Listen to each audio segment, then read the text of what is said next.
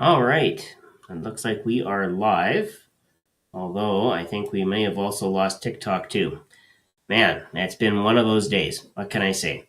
Good day, bad day, lots of stuff on the go all the time. You may also notice that Facebook isn't working, so we apologize to everybody who's going to be joining a little bit late because they need to migrate from Facebook to YouTube. So we'll go with it, and somewhere along the way, I'll set up my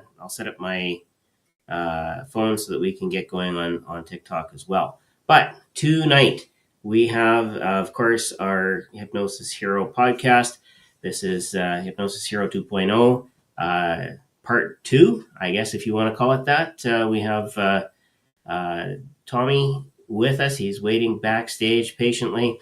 And of course, guys who are totally patient all the time, I'm going to introduce my co host, Mr. Brian Bay. you sit on a throne of lies, Sean. But no, man, what a week so far. Plenty of excitement from all around the world, and it wouldn't be the world if it wasn't exciting. Yeah, so it was your TikTok is still down, correct? Yes, I'm gonna just, you know what? I'm just gonna do it right off. No, I got to do it this way. All right, cool. I'll get my phone running shortly, but we'll get it. Perfect. So I'll get this in while we can. So I was talking with Tanya down in Florida just a little while ago, and she was like, "Oh, how exchanging pleasantries. How are you doing?" And living the dream. And she goes, "Oh, good dreams, bad dreams." And then she fires in wet dreams. And I was like, I'm going to add this into the show because we both just started cracking up. I was like, all right, well played, my dear. And that's why we're not on TikTok yet. Exactly. So,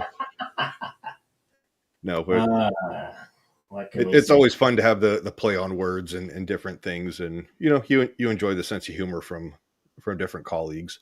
You know what? And I figure Scott King would probably appreciate that. I'm going to say this. If you don't have a sense of humor, you're in trouble. You really are. Oh, yeah.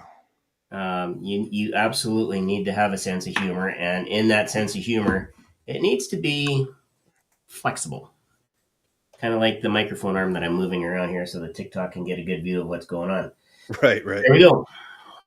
How's that for a great segue? So we got TikTok going, we got YouTube going, Facebook. I have no idea what the heck they did. They marked the event private, which makes absolutely no sense whatsoever. So we may only have a few viewers on YouTube tonight, but we'll definitely still have the replay.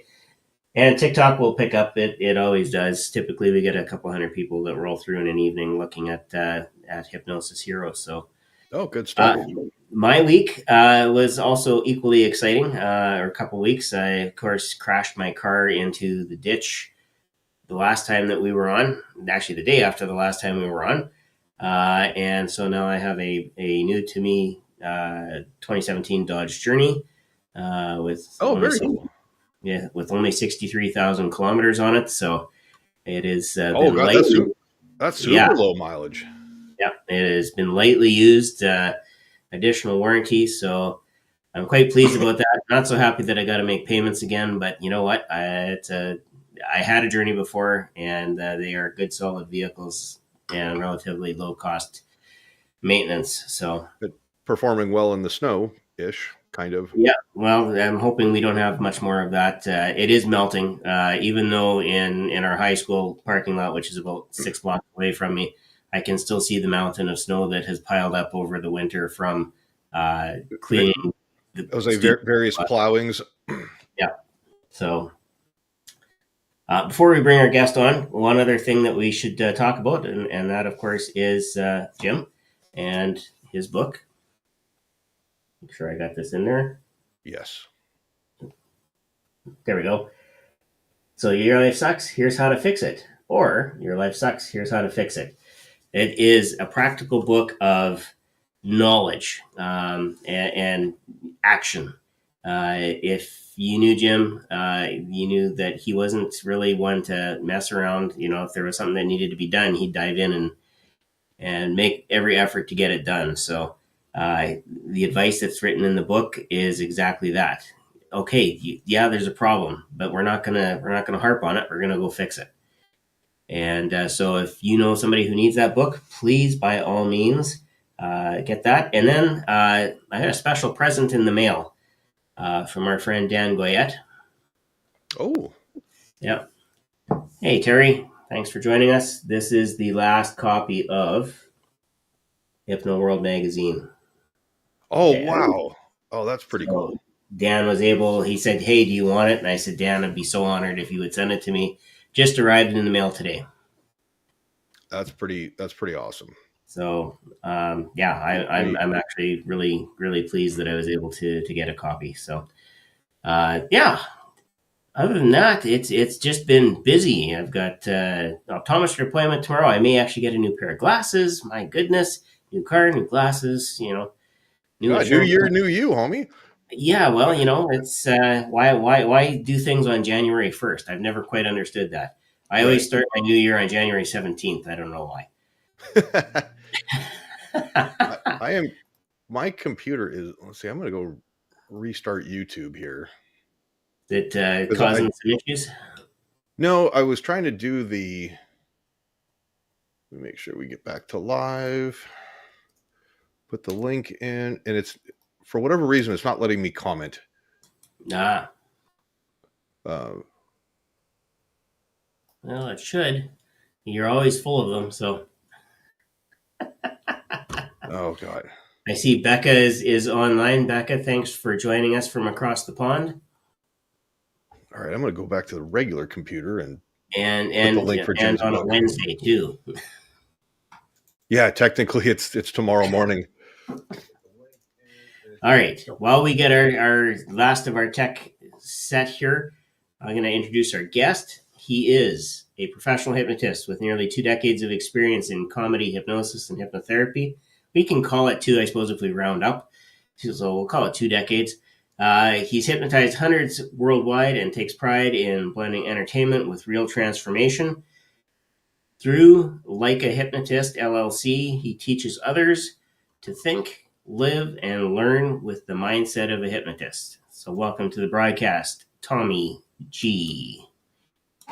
Hey. It's been since Vegas. Yeah. Awesome. I'm glad to be here. Yeah, that's right. It's been since Vegas that we've seen you. But did we miss anything in the bio? What do people need to know? I mean, most of my life revolves around my kids. I got 5 of them, so Wow. that's my. If you hear weird movements around, it's probably them.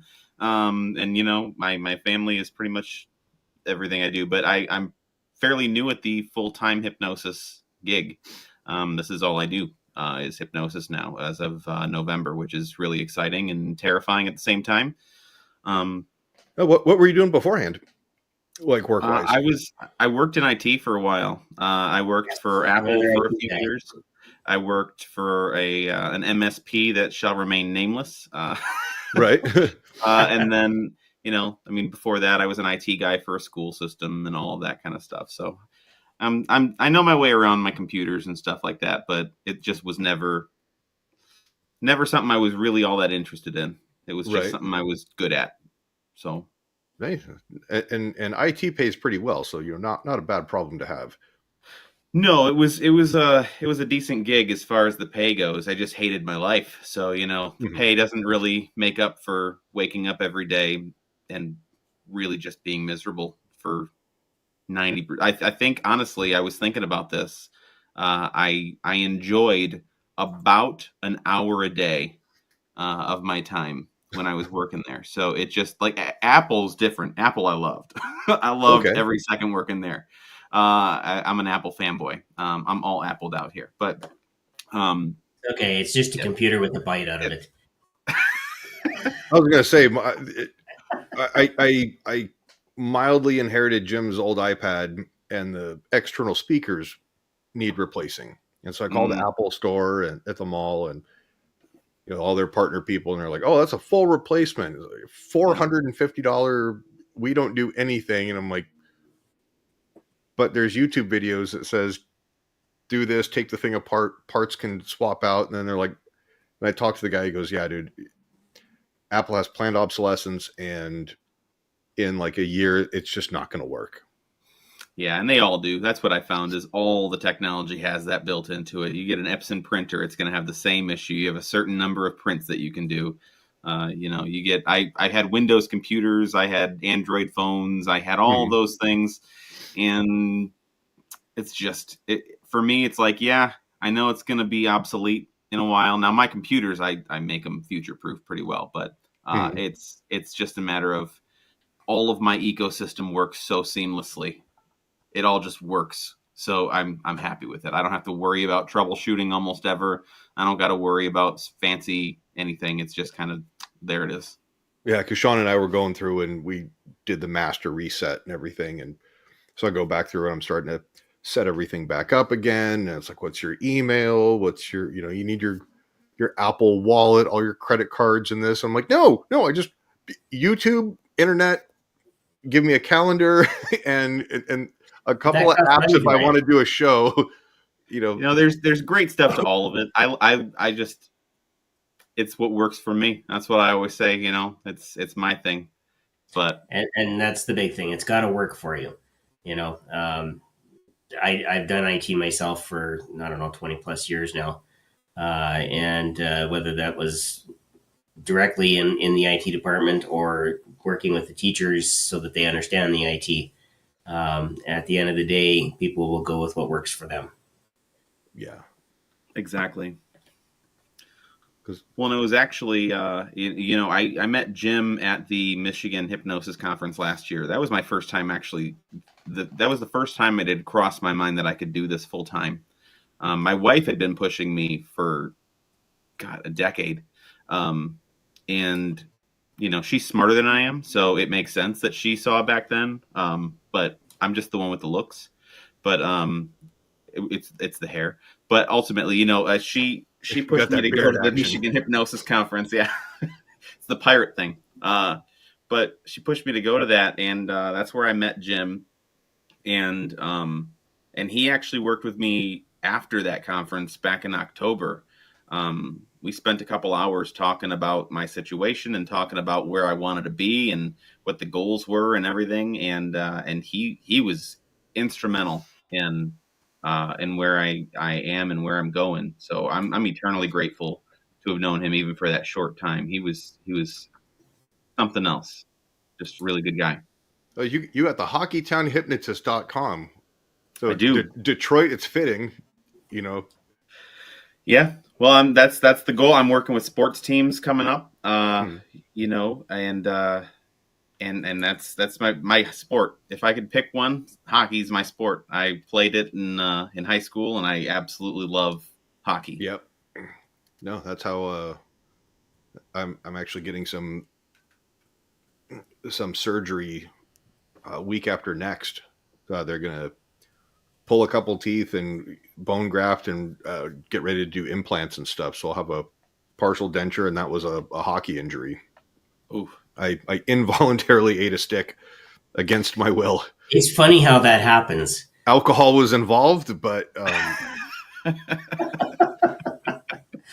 so I too have one of those stories, but mine is actually grade school. It was my friend and I were walking back at lunch after lunch back to school, and he had my hockey stick. So not even his hockey stick. He had my hockey stick. Went back. You're like the cop that gets shot with his own gun.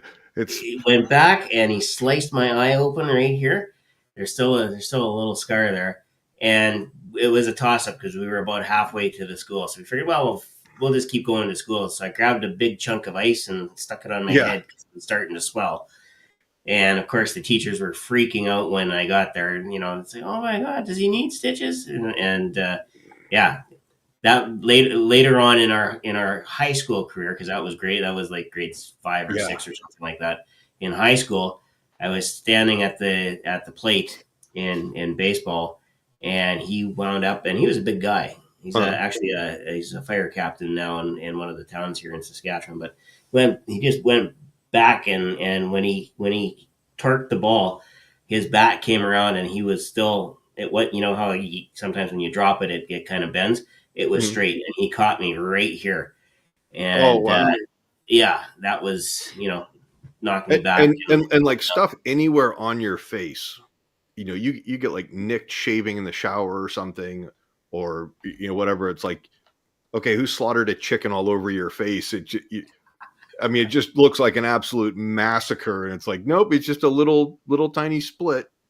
Put a band-aid. But yeah, when my stuff happened, it was, lip swelled up super big, and it's like, all right, go take a shower. And while I'm in the shower, they went and grabbed where the Zamboni parks and dumps the snow, and just grabbed a big scoop of it and put it into a towel and whatnot. But I'm looking forward to looking human again. Well, and that's really the goal. I think, for all of us, the goal is to keep looking as human as possible throughout whatever injuries happen, because No, they I'd do much happen. rather have a badass scar with a story and being like, yeah, like there's a cat up in the tree and it went and climbed up and like a tree branch fell and saved the day, and like women love stories like that. They You do, as long as there's a clear winner. Yeah. I was not the winner. But Okay, not that day, but you will be, because you're going to get the surgery. You're going to come out looking like yeah, a million there's bucks. going to be a bunch of stuff going on this year. But You're going to I'm put a diamond in your new tooth, and you can oh smile. god, And I was talking with some friends of mine. I was like, I know I've got buddies who have the fiscal means to go out and get me like some pink bedazzled grill made, and it's like, oh, this will be like $5,000 or $6,000, and like between them, they would be like, this is going to totally be worth it. But it's like yeah, I tell a lot of people, I'm like, with the friends that I have, who needs enemies? keep them close. That's the way to do it. Yeah, but Okay, so like a hypnotist. So according to the bio here, you teach people how to think like we think. So obvious question I have is, how do we think? That's the brilliance behind it, I think, because he's like, I didn't know we're there all was going so to be a different, quiz. right? I mean, I know a lot of hypnotists, and I think every one of us thinks differently about different things, but ultimately, we think of words as tools, and we think of our imaginations differently than most people. We think poorly, Jesse says. No, Yeah, Jesse, we're sometimes. rich. and Sometimes. other adjectives as well. No, I think so. With the like a hypnotist, as it's my brand, right? My brand. And I started that when I was actually working at Apple and working toward authoring, and I was going to write some books, and I was going to write about do this like a hypnotist, do this like a hypnotist, and it was just going to be that whole like that brand, like for dummies, but this is for people who look less like dummies, but they still kind of can be dummies. But I was thinking about when I had interviewed there, I used a lot of different language techniques, I guess you would say, replacing buts with and, just little things like that, little like incorrect grammar leading into something that makes sense. So something that doesn't make sense leading into something that makes me a clear candidate in terms of what I was talking about. And I don't know that necessarily was what got me the job, but it felt like that's what got me the job. And I've always interviewed really well. One of the things about especially doing comedy hypnosis for so long is I'm more comfortable on a stage than I am sitting one-on-one with anybody. If the more people, the more comfortable I am. It's just one of those things. So being able to entertain and command a crowd's attention and say the right things to the group in front of me. At the Renaissance Festival, when I worked there, I had to say all kinds of filthy, horrific things. And, if I'm doing a school show, I'm not going to say those things. And so how much of a difference or how important was it that I'm trying to figure out what's the best way to ask the question. It's like contrasting and comparing when you're in an interview or a performance review or anything like that, you're almost kind of like begging for your job. You know, you're putting all of the control into somebody else's hands. Somebody else gets to decide on whether you succeed or fail. Whereas when you're on stage, you're like, these people paid to come see me. It's just, what's the level of success that I'm going to have? We're going to have fun. And then it probably takes a lot more of the pressure off of you in a way. Being on where it stage makes it more palatable.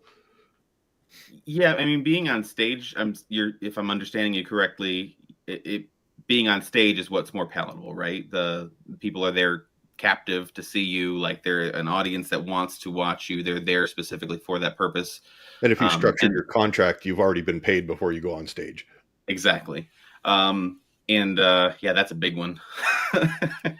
But in terms of performance reviews and interviews and things like that, I think so. As a hypnotist, the first thing I always think of when I think of thinking like a hypnotist is getting your mindset right, getting yourself in that right headspace. Be the hypnotist, right? Mike Mandel says that all the time. Be the hypnotist. It's not that you are a hypnotist; you are the hypnotist. Give yourself that bit of confidence, and you go into an interview and you say, "I'm the candidate. I'm the one." You suddenly have a different feel about you. Even little things like, there are little tricks, people will do, wear a special shirt underneath your shirt that you're trying to show off, cover up your Superman shirt, your Superman logo, whatever, so that you feel like Superman, whatever that is. NLP shows us, anchoring and things like that so that you can feel that confidence. And it's a lot of things like that when I talk about interviews and even performance reviews, things like pacing and leading and mirroring and using their words back to them and things like that most people don't generally do. When we do hypnotherapy, we're using their words back to them if we're doing something right. We're sharing their own words back. And so when you do that with someone, it's like instant credibility. And the second you build that credibility with your possible or your superior who's there, it sets you apart from the others.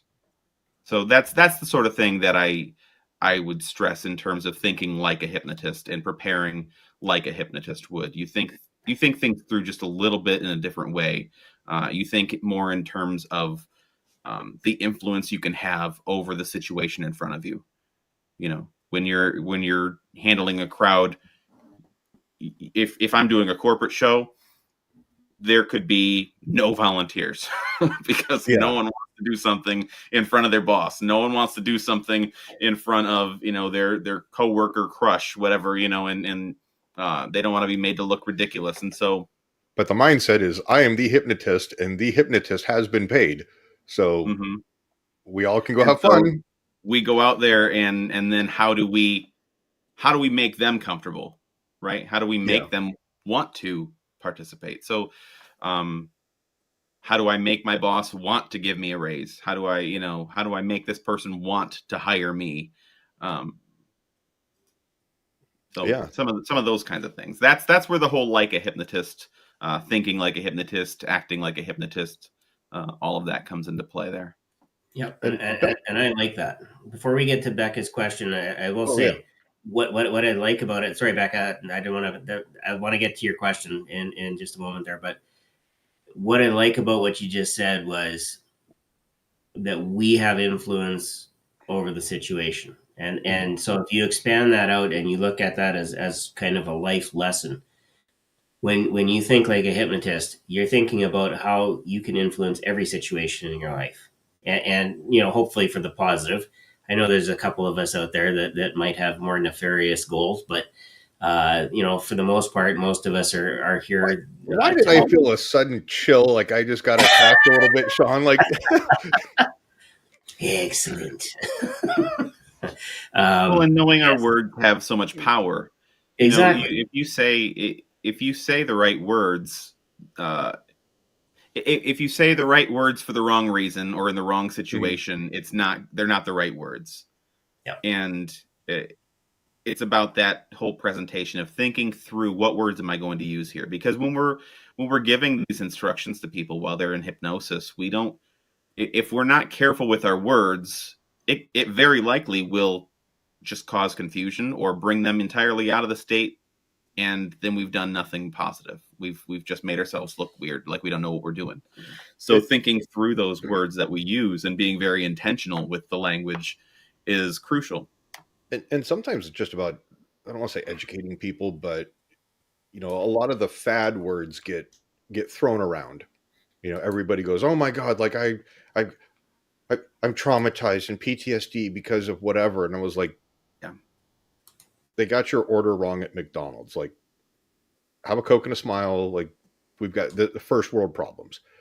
But then when you talk about, you're such a manipulator, it's like, well, that's exactly what a hypnotist is. We are manipulating your reality, whether it's for manipulating reality to allow you to break out of your shell. We're giving you a safe platform and a venue to do the silly and do the funny, or we're manipulating you to break a habit that's going to benefit your health, quitting smoking, losing weight, being more active, or even altering how you perform your work, like anti-procrastination.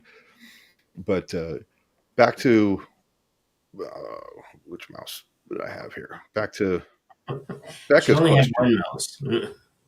No, I've got two mouses that I'm like, okay, I control the big screens or the laptop that I'm talking to you guys on.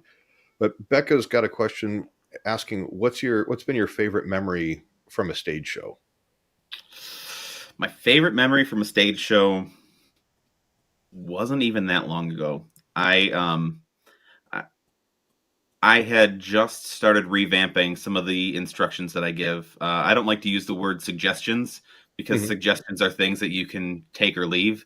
I'm giving instructions. You can still take or leave them, right? But I'm giving instructions on what you should follow and what you should do. And so the direction was that everybody does forgetting their name and all that kind of stuff, right? And so I said, well, it's not just that you forgot your name, but this person's name is now Bubba that I'm tapping here, and you're the only Bubba in the history of the world. And I'm tapping two people at the same time. And so I'm saying, you're the only one. You get real upset when someone else is Bubba. And they misidentified you. It was hilarious anyway. I knew it would be. But what was unexpected and what made it really like over the top was that two other people thought that I had tapped them that were under. And so a total of four Bubbas that popped off for the title of Bubba on stage. That's party already. And it was just really, really funny. And so we milked that, and it was an unexpected funny thing. It was a happy little accident. Yeah, happy accidents. I'm all about them. When we get them, it's not quite an abreaction because they were still well within the safe realm of things, and they were doing, they had thought that they were tapped, but you were just handed a little pot of gold, and you were like, "I will take this, and thank you very much, and we'll run with it." Oh yeah, for sure. And then even that was the first time I did it, and then when they went back out into the audience for the rest of the night, because it was a senior all night party, it was a lot of fun. But yeah, they were Bubba for the rest of the night. They were also their own names.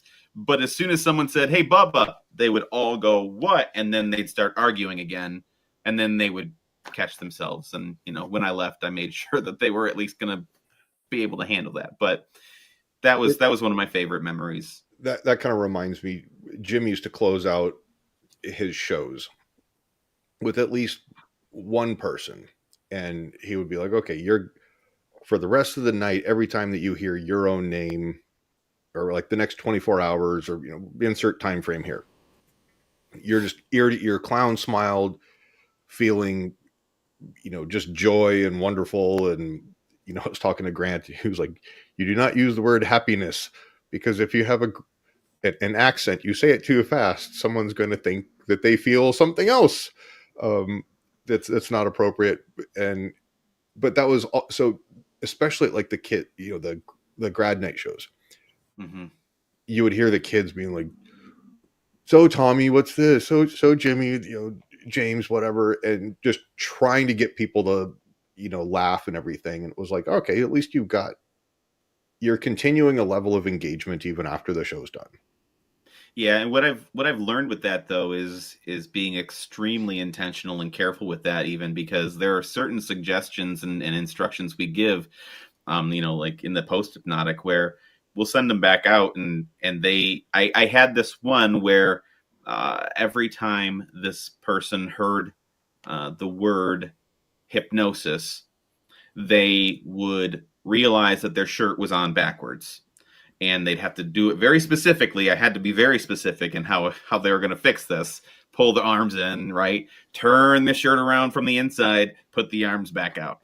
Not just whip it off and right back on. Exactly. Did we learn this the hard way, or was that a pro tip that was very careful about that? I'd seen some other things that I learn along the way, but they were getting really frustrated after a while I was still there, that this was going on. And it made me realize, this isn't just about my ego and making people laugh because I made them laugh with this funny thing that I had them do. It's also about the participants, and I want people to be excited to participate in another hypnosis show down the line and not feel like they're going to be miserable for an hour after turning their shirt around on themselves. So if I'm hearing you correctly, it went from, okay, this is getting silly, and it's sort of like, okay, here's the haha humorous, like, God, I've got to do this again. Like, people were messing with that person, like, and he started just getting pissed off, just really upset. Not even like pissed off, but he was almost in tears. He was really upset because I think I would equate it to someone who has that OCD and they need to shut the light on and off, turn the light on and off, 16 times before they leave the room. He hears mom in the background going like, "You're not good enough. Your shirt's not on right." Something, right? Yeah. And so I worked with him before I left, and I made sure that he was good to go. But after that point, that was one of those moments where I realized the importance of the instructions that we're giving and being very intentional and thinking them through beyond just the laughter that it's going to ensue. Because my new thing, that it's not new, but the thing that I tell people now, ever since that night, was I want people who didn't volunteer for the show to regret not volunteering for the show. I want the people who volunteer to have the best time of their lives. I want it to be so clear that they're having so much fun that the people who didn't volunteer go, damn it, that could have been me. Yeah. And that's what I want. And that's not what that person experienced that night. And that's what really resonates with me now. And you also want to make sure that there's a clear delineation between, like, okay, we're going to let you do silly. We're going to keep you from looking stupid and foolish. Two guys all of a sudden dancing with each other that look like they're all, super athletic and everything. It's like, okay, that's silly because it's not something that you would expect. But you're never out to go and humiliate, any of your volunteers or your guests. Yeah, you don't want anyone to be embarrassed. You don't want the audience to be uncomfortable, and you don't want the people on stage to be uncomfortable, because and this is, why I think these conference events too, like the Michigan was my first one. I'll be back this year presenting, and then the PHS just finished up, a little over a month ago, and that was my first time going there. That was a game changer too. But these groups like Aisha and all of these are so important too to get involved in as a hypnotist, because we don't always think those things through. And there are some actors out there who they just learned how to hypnotize from some guy randomly, and they don't know about ab reactions. They don't know about the lasting consequences of a bad show, or you get someone who has a really bad experience with a hypnotist. They don't want to hire a hypnotist again. Yeah. And Kevin Lapine talked about that quite a bit, at both conferences. And I think that was something that really rang true. I've seen some of these other shows, and you get these hypnotists who it's all about their ego. It's all about, well, can I get a bigger laugh if I have them do this embarrassing thing versus this other thing? Mm-hmm. And the laughter might be a little bit bigger, but is it going to be so big that it was worth losing that gig in the future, and it was worth damaging the reputation of hypnotists all over? No. Yeah. It was something that Jesse pointed out too, and I think his first or second presentation, I think it was. He said my goal is, it might have been the first presentation. Jesse, correct me if I'm wrong, but I'm going to paraphrase. The goal is always to have a happy customer who really wants return, your return business, or to be able to hire another hypnotist down the road, knowing that they've had a good experience and they can have a good experience again with the hypnotist. If your goal is the one and done, and the for lack of a better term, torch it and scorched earth policy, because you want to make a big name for yourself, think Andrew Dice Clay as a hypnotist. That's not going to Dickory dock. Okay, remember, this is my TikTok account now. We have a saying, whoa. It's that snake oil salesman, right? You got to skip town afterward, and that, and that's where it's the whole intentionality of it all comes into play. So we've got influence, we've got intention. Is there another I out there? Did I hear another I? Should we put it to a vote? Aye. all opposed? Indigestion? Well, that happens too, but you're not supposed to eat before a performance. Well, don't tell me that. I think what I'm hearing you say is, the more that we think like a hypnotist, if we're intentional in what we do and we influence things for the positive, we should have good outcomes all the time. And whether that's for ourselves, for our clients, for the people that we entertain, or even if it's a public speaking engagement. I know Jim is a TED talker, TEDx presenter. Yeah, and he's not the only hypnotist that's been there. I think Albert Nierenberg's been there a couple of times, and Boris Cherniak was another one that was a TEDx presenter as well. All of these guys have presented on large stages to the world, and then of course across the pond we have a whole bunch of hypnotists like Paul McKenna and that have been on TV and done a lot of presentations and shows and so on and so forth. The more that we get this message out that hypnosis isn't this scary thing that the media says that it is, and that it is a tool, and I always present it as the most underrated tool ever for personal change, and then that kind of piques people's interest. It's almost as good as today. I was in a meeting and one of the guys on the call said, well, for the social event, is Sean going to hypnotize us? And I just popped the button open and said, how do you know you're not hypnotized already? Yeah, well, that question in and of itself is it's well targeted, because it forces them to actually stop and consider for just a split moment. Oh my God, what if I am? How would I know? Well, thinking about that question, the presentation of that question, right? A lot of us, in someone finds out we're a hypnotist. Oh my God, don't hypnotize me, and we'll always. How do you know you're not already hypnotized? And we all laugh about it, right? But have you ever done it where you say, "Well, how do you know you're not hypnotized?" and just deadpan, and just stare at them? I was about to say, I was like, I'm surprised that it would have been funny if Sean just went, "All right, hold your hand like this, spread your fingers like so, and ready, sleep." And just see if you get one person, and even if nobody's on there, I've been like, all right, guess I'm not hypnotizing anybody today. It would have been really cool if it worked. But then you get the one person who just kind of goes, whoa, and they catch themselves. It's like, gotcha. Yeah. Tip your waitress on the way out. I will remember that. That's the special Vulcan induction, right? Yeah. And you can just come up with some off the wall type of name. You'd be like, when I was traveling in this,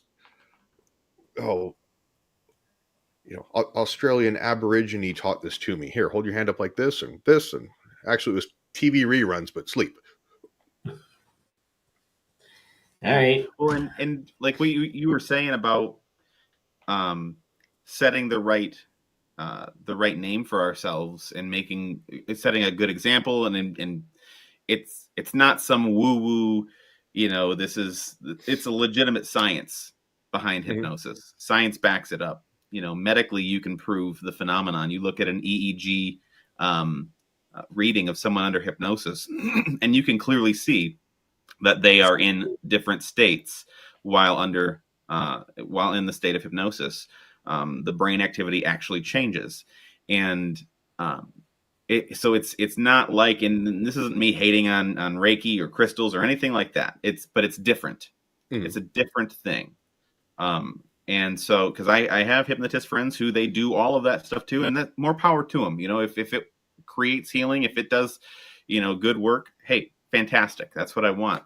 But what happens with hypnosis, and this is actually one of the things that brought me to the Michigan conference as well, was I'm a Christian, and so everything I do is based in that world and is based with that focus as well. And I'm not going to go on any tangent about anything here, but what I had heard from other Christians in my life was that hypnosis is not something to dabble with. Hypnosis is not a toy. It's not. It's dangerous. You're opening yourself up to all kinds of horrible things if you do that. They're starting to sound like Bobby Boucher's mom. It's the devil, Tommy.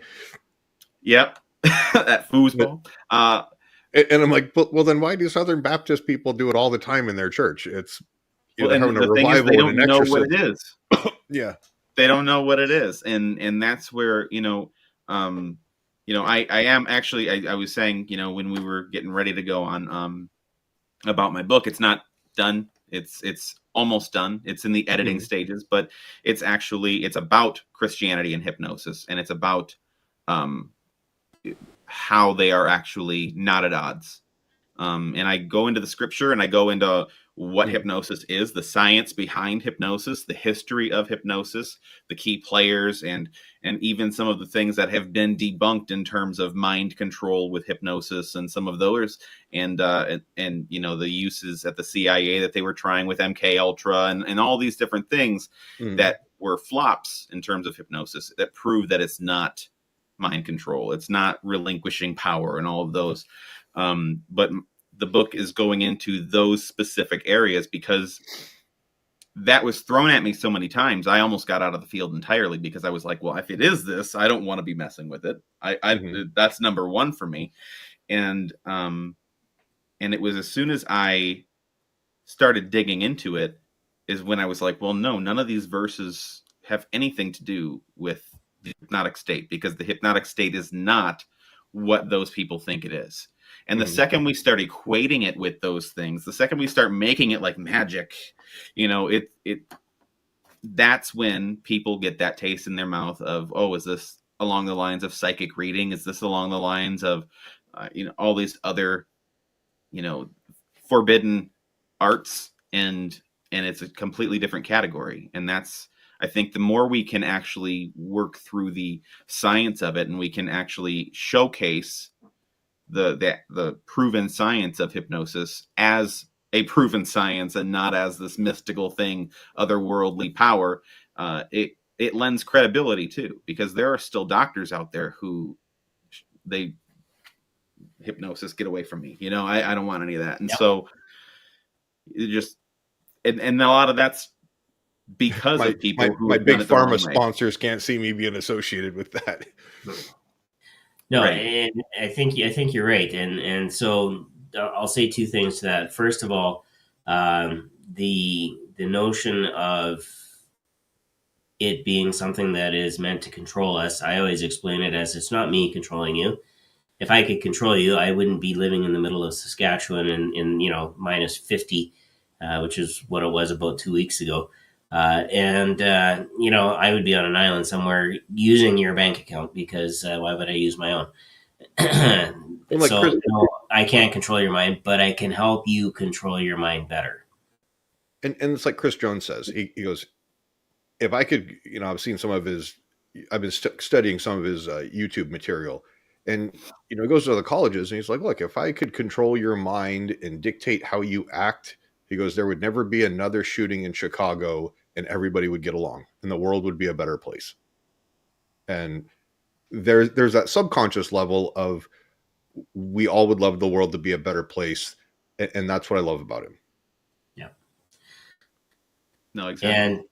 And the second thing I would say, and I've had this same discussion with a number of my Christian brothers as well, is that hypnosis is not what they think it is, obviously, but the question that you have to ask yourself is, if this is actually part of us and there's a scientific, proof behind it, as a created being, then why would that be built into our programming? Why would that be built into our DNA? And again, when you look at it as a tool for change, again, even to the doctors out there, it is way more effective than you think it is.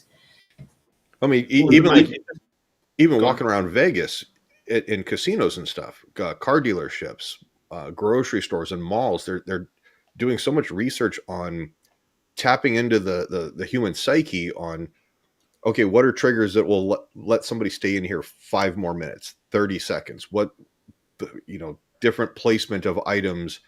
And, like the casinos, you'll never find a clock in there. You'll see a bunch of reflections, so it looks longer. The room is wider. The tint on the windows for the outside, so that it never looks like it really changes during the day and night. So you can't really have any, oh my God, it's so dark outside, I've been here for 4 hours. They want to keep you in that state of, gambling, spending money, drinks, food, all that stuff.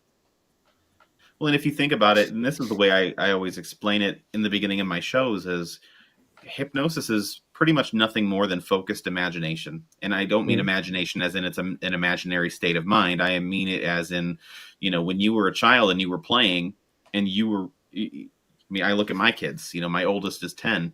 And when he plays, when my 7-year-old is playing Legos and he's making the voices for the little characters, he's in that state. Those are real things to him, and he knows they're toys. Like he's acting out a thing. Story, but he's there. He's visualizing it all.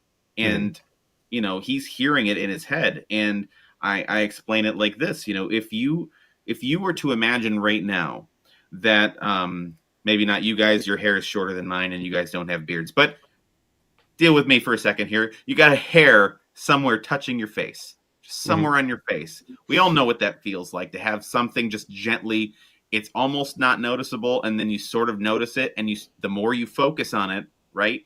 Even if it's not there, the more you focus on that feeling, it's going to grow, it's going to intensify, and suddenly you're scratching your face. And I do that at my shows, and I talked about this, and I see people scratching their faces as I'm saying that. And I say, you're scratching your face. That's hypnosis. Your mind makes these things real. And the more we can showcase that piece of it, I think better for all of us, because it also empowers people to utilize us more than. I know for me, I recently fell down my basement stairs. I'm not that clumsy. It's just that I'm a little bit that clumsy. And so, but I didn't spill my water. I spilled my water, but I didn't break the glass. This is the glass that I was using. Right.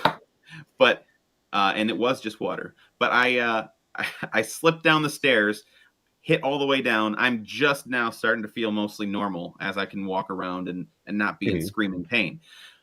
But Vinny, I don't know if you guys probably know Vinny Brigance, I think you pronounce his name. Vinny. He was on our show. He's the one that basically does like the conversational hypnosis. Yeah, he does organic hypnosis. Yesterday.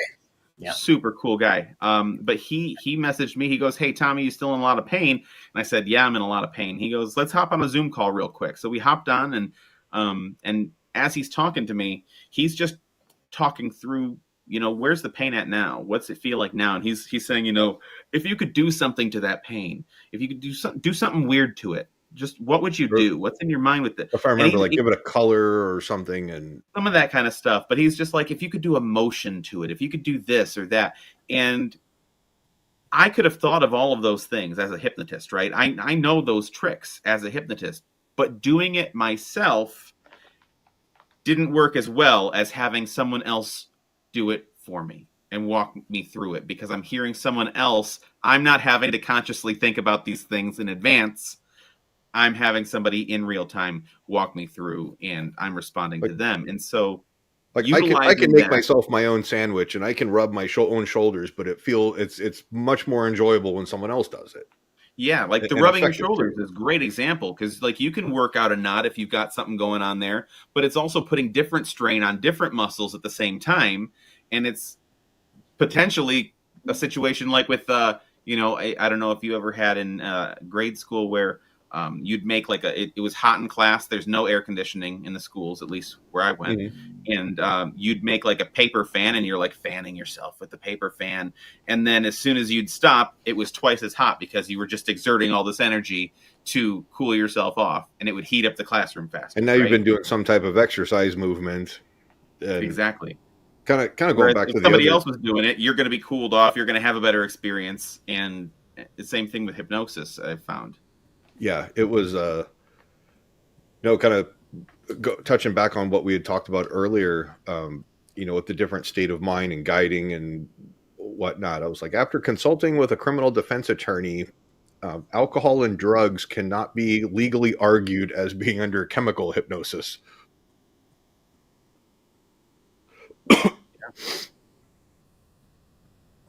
Rebecca says, Brian, make your own sandwiches. Make me one too. I was going to say, remember, with the friends I have, I don't need enemies. Yeah.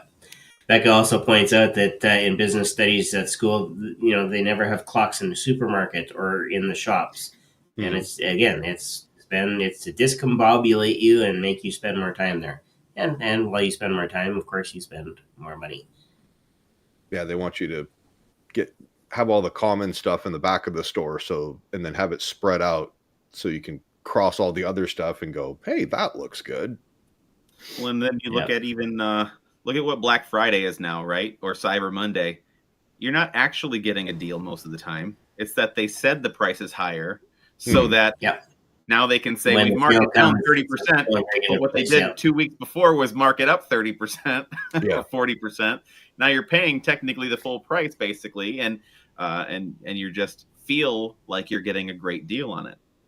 Like I went out riding this weekend with a friend of mine. She, got a new place, and she was like, "Oh, my boyfriend and I, we look at some furniture." And so I was like, "Yeah, I'll run over to the store with you just because, real fast." And we ride by another store, and it's like the going out of business sale, and I'm like, they have been going out of business every 6 months since I've moved up here 10 years ago, and it's just a sales farewell tour, the Rolling Stones farewell tour. Yeah. Oh yeah.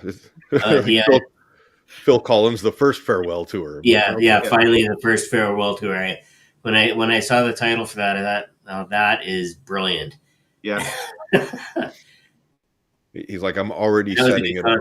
Too. That was, if that's the one I'm thinking of, the one that they recorded in Paris, right? I believe so. Yeah. Yeah. There's a bunch of different YouTube clips of it, but. Yeah, there was that. Well, they actually have the whole concert out there, but it is one of his best performances ever. But yeah, but again, it speaks to the language that we use, how it influences the situations around us, how it influences the people to either buy something, look at something, do something that they probably wouldn't normally do. And again, that's being very much like a hypnotist. Mm-hmm. Well, and I equate that all the way back to what I used to do, and I mean I still do this, but but I've tested how I feel when someone asks me, "How are you doing?" You ask a lot of people that, and they're going to say, "Oh, I'm okay," or "Oh, I'm fine." Don't worry It's just about a it. canned response. And it's, it's, if you intentionally say something like every day is a good day, and I started saying that was my line. If someone asked me, how are you doing? I'd say every day is a good day. And even if I was having the absolute worst day of my life, I was able to not feel the weight of that worst day of my life, because every day, maybe my perspective in that day isn't so great right now, doesn't mean it's bad for the next person. It's not a bad day. It's not a bad day. I'm having a bad time with that day. And so if I say every day is a good day, then suddenly my mind is hearing me say those words. I can start my shift. I started this back at Apple. I would start my shift. I'm working in a retail store. It's crazy. It's chaos. It's always busy in those stores. If you've never been, it's always a party, I would say. But I would say, oh, every day is a good day. By the time I left my shift, I was feeling so good. It was as if the day just flew by. And it's not just because I was busy, because there were hard days, and there were days when it's like I was dealing with customers who were just jerks. But Oh yeah. I had told myself and the other people every day is a good day, and that would always make them perk up a little bit.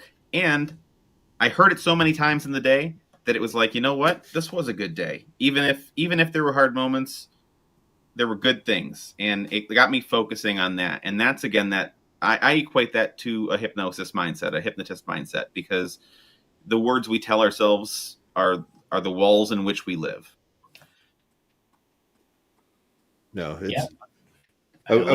I remember reading an article with John Taffer from Bar Rescue, that TV show. Mm-hmm. And I guess they're bringing some stuff back, and he was like, why do you're getting on in age, and what makes you continue to want to do this? And he says, yeah, there are times that we clash really, really hard with either the staff or the owners. And he says it's what makes it all worth it is that hug at the end that says, you saved my marriage, you saved my family, you saved my dream, whatever it is. And there's that raw gratitude. And that's where, with the hypnosis, the benefits that I've gotten out of it, and the extreme gratitude that I feel for all the people who have worked with me along the way. And then even the people that I'm looking forward to working with, you can really make a huge difference in people's lives. You really can. Well, and even in our own. So now I mentioned I'm doing this full time now. I'm not booked solid with gigs. I'm not booked solid with clinical clients right now. I got them, but I'm not like hand over fist making money and just like, oh, suddenly I'm hugely successful guy. But you're also not exactly rolling dimes for gas and being like, oh, there's too much month left at the end of my money. Well, yeah, and even if I was, I went from enjoying maybe an hour a day to disliking less than 30 minutes a day. Yeah, there's a difference in abundance and fulfillment. I was telling my wife, I wake up every morning by my own choice of what time I'm going to wake up. Now I still get up with the kids. It's pretty cool, stuff, isn't right? it? But wake up when I want to, essentially. I get to make my kids breakfast. I get to spend whatever amount of time I want with them. And as long as I'm getting the stuff I need to get done, great. But I'll be downstairs. I remember when I was let go from my job, it was a sudden thing, very random. And I said, you know what, I'm just doing this. I'm all in on this because if I have a fallback plan, that's my focus. I'm not focusing on what I need to be doing. I'm focusing on what's going to help me.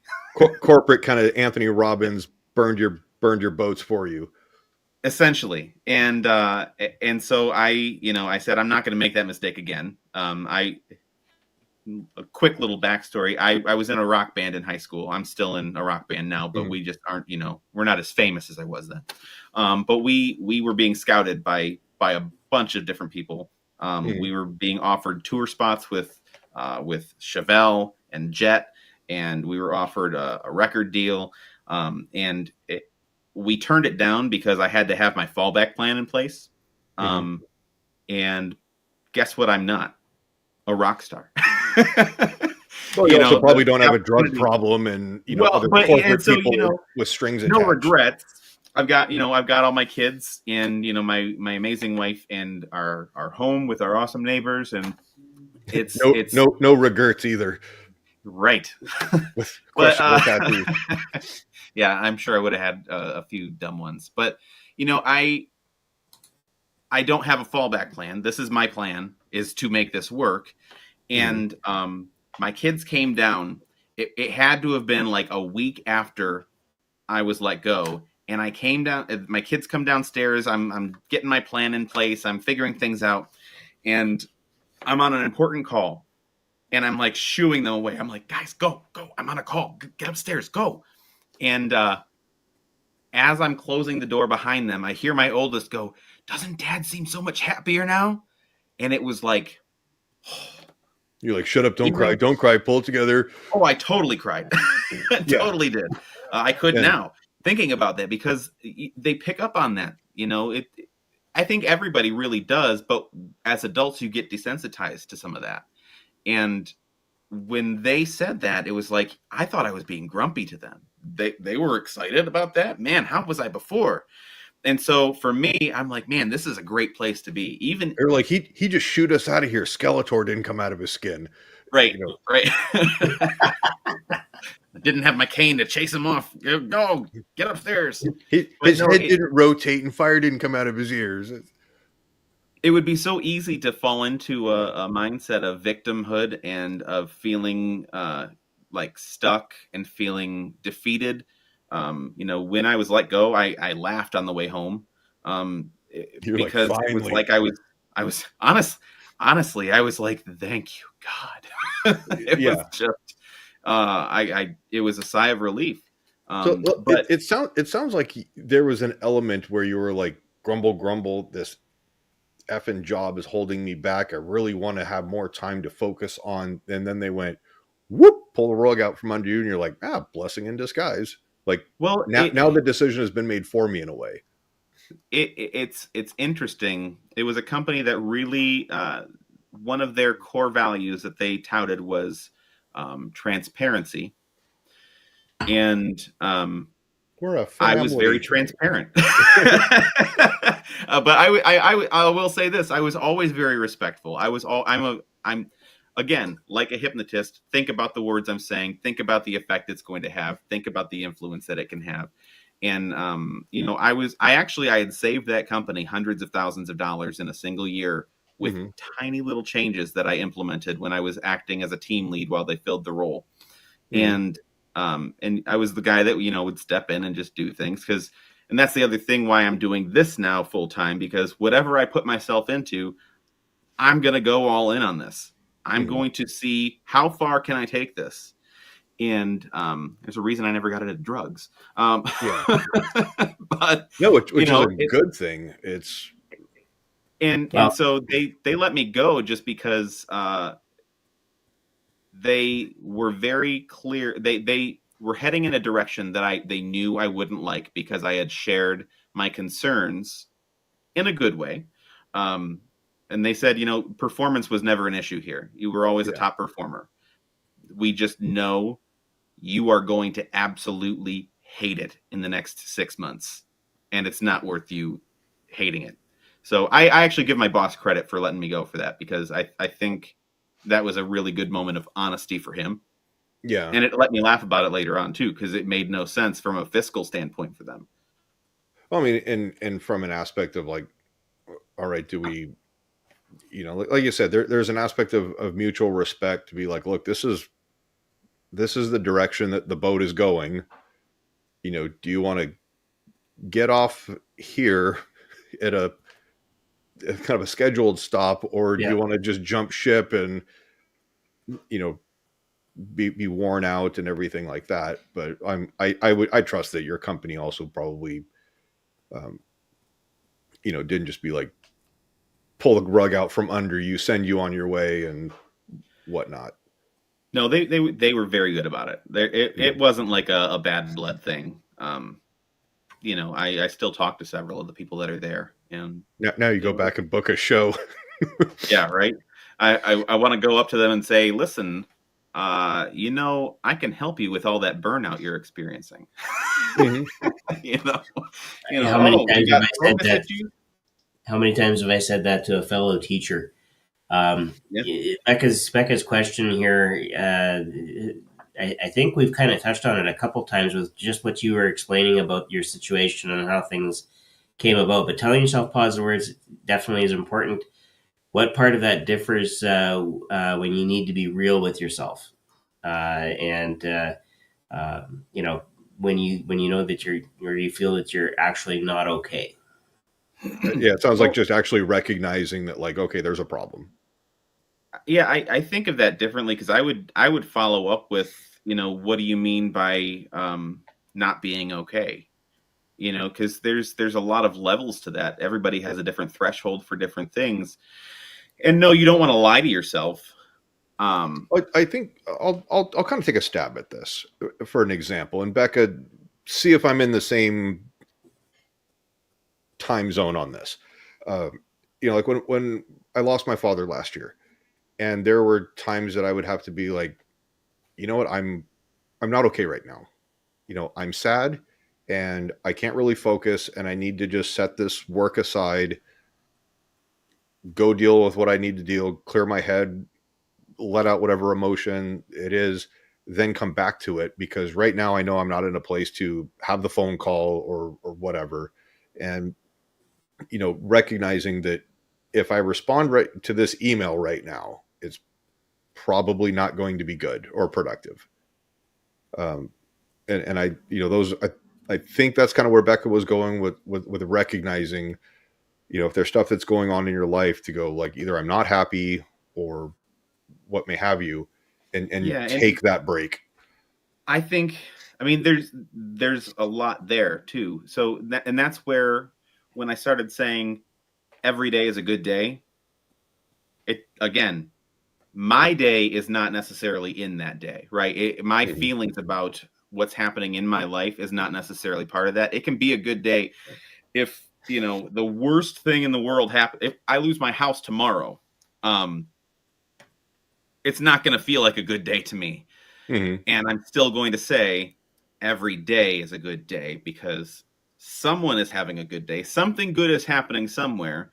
And I can be not okay in this moment Mhm. and know that I can get through it. So Yeah. it's not necessarily, it's again, it comes to, how are you going to frame this, right? Hypnotists are experts at framing things. And so if we frame the situation, if we frame the way we can think about it, then take the shoulds out of it, take the lies out of it. You can tell yourself that something is hard and that you can get through it. Mhm. And then there's also an aspect of, socially, it's like the lady at the grocery store. How are you doing today? Oh, things are great. I'm doing okay. We're getting by. And, it's casual conversation. It's just, fodder, if you will. Well, and like You're, when I you're, fell you're down you're the also not going to stairs, go like dump out a whole bunch of personal stuff. And someone's going to be like, whoa, I was not expecting that. and some people will. I learned that Mhm. at Apple real quick. Yeah. I also learned that if someone ever hands you their phone and says, "Help me with this. I need to delete stuff out of my pictures," do not go into their pictures. You're going to see things that you wish you hadn't. But anyway, You have the sudden urge to iron everything. yeah, I wanted to burn my eyes out with acid. Yeah. But when I fell down the stairs, it sucked. I was in excruciating pain. I couldn't stand up on my own. My wife had to come. She ran downstairs. She called my mom, who lived nearby. Our Oh, this families is lived when you close by. fell. Yeah, when I fell, Okay. Yeah. she comes downstairs and she helps me up, and it was painful. She got me over to the couch behind me, and I was like ice pack and all that kind of stuff. It was awful. It was just a horrendous pain. My elbow is finally, healed up. My side isn't quite as bruised. My ribs still suck, but hey, I'm getting through it. But I wasn't telling myself, "Oh, this is the worst. Oh man, this sucks." You're like, we're still on Yes, this this side of sucks. childbirth. Yeah, right, right. Well, I'm thinking, this sucks, and then I was like, but I didn't break my glass and then have a glass mess to clean up, or worse, drop the glass below me and fall down the stairs onto broken glass.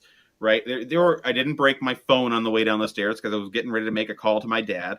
But all these things that could have been worse. I could have been home alone and slipped and fallen down the stairs. And now I've got to wait at the bottom for someone to let me, help me up or whatever the case might be. There were so many other variables. And I started turning it into what went right with this. Mm-hmm. Not necessarily getting delusional and saying, oh, well, this is fine. I'm fine. I knew I wasn't fine, Yeah. But what went right that could have gone wrong?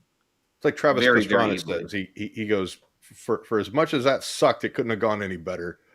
Mm-hmm. And I'm going to go out on a limb here that you have never said to yourself, you know what, I really want to fall down the stairs again. Not as a guy who's done it, I don't want to do it either. Yeah. But no, I wanted to ask you, with the performances that you've done, how much in kind of your mindset obviously you have to rehearse the skits that you're going to do and have an outline of the show, and then not, having the coefficient of, we don't know what some of these people are going to take some hard lefts and just go down some tangents that you're like, well, that wasn't expected. Being structured, but also maintain that flexibility to, bob and weave when you need to, when the unexpected happens. Mm-hmm. There's a lot to it. And this is something. So I just did a fundraiser show for South Lake High School over in St. Clair Shores, Michigan here.